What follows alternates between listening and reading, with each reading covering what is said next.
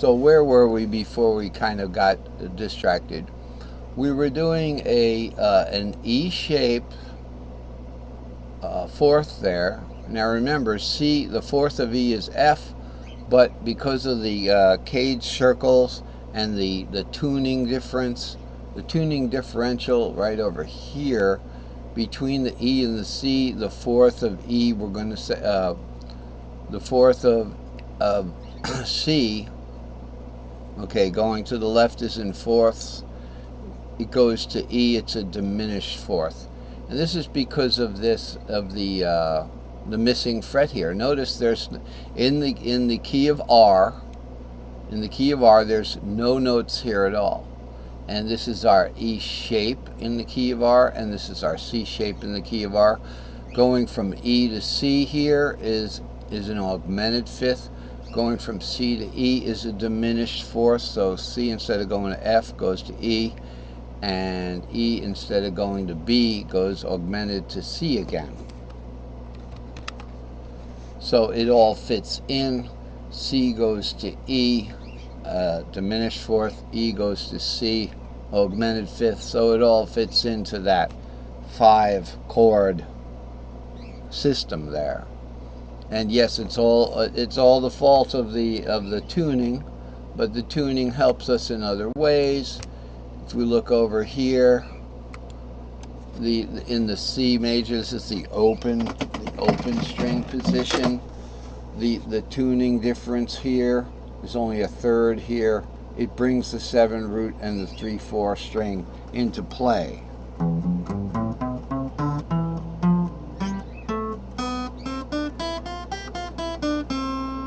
Okay, so it helps us actually. It brings notes to us, and this is also evident in other ways. For instance, in this particular situation here, 6 root 3. If you look at a 6 down here, we've got a long G minor shaped 6th minor there, 6 root 3 root position. But the tuning warp, if you start to see here, the tuning third brings that root 3 closer to us. So it brings the top 2 strings closer 1 fret in all cases. So that makes for an interesting chord to play there. Okay, with the 6 there, so you start this one.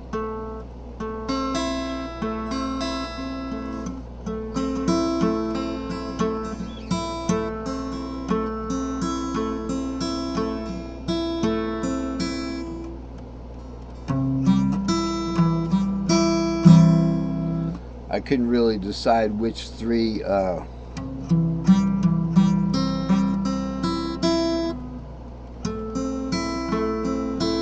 that's a nice A minor. So usually people play like an A minor here.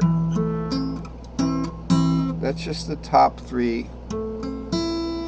of an A minor, but people don't pay attention to it because the string plays itself. Open strings play themselves. But if we look at it, this is what's really happening there. The tuning warps brought it over for us.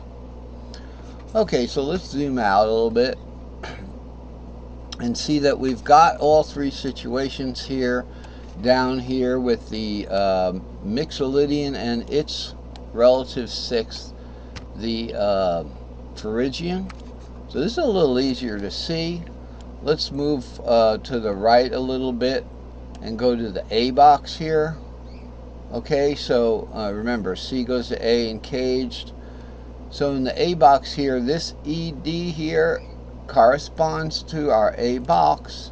And this is a tripentatonic A. Whoop. Oh boy, I'm still in line mode there. I want to be in box mode. That's my diagonal. When I bring my diagonal over, that's how it goes. Now hopefully this is right. This is our A box here, tripentatonic A. A, D, E. Okay, but remember, the notes in red are what? They're the Mixolydian, so it's going to be the E shape because it's Ionian Lydian, Mixolydian for the tripentatonic. So it's an E-shaped pentatonic. 5, 6, 7, 2, 3, 5.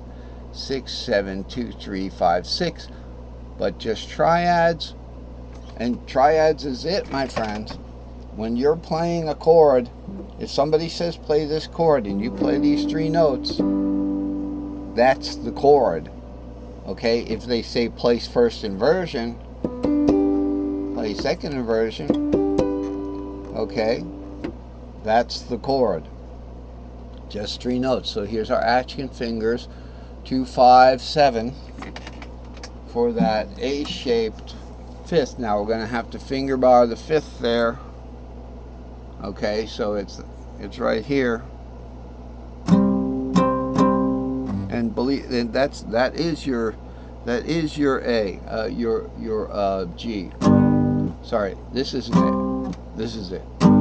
Action fingers. That's second inversion.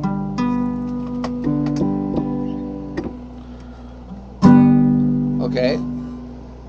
Now its 6th is going to be the E minor, which will be, you could play it down here easy. I'm getting a little nervous. We're almost done with this segment.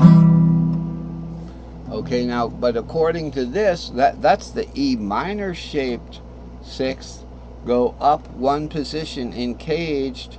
E goes to D minor shape. Now we have to play this instead, and it's going to be on the bar.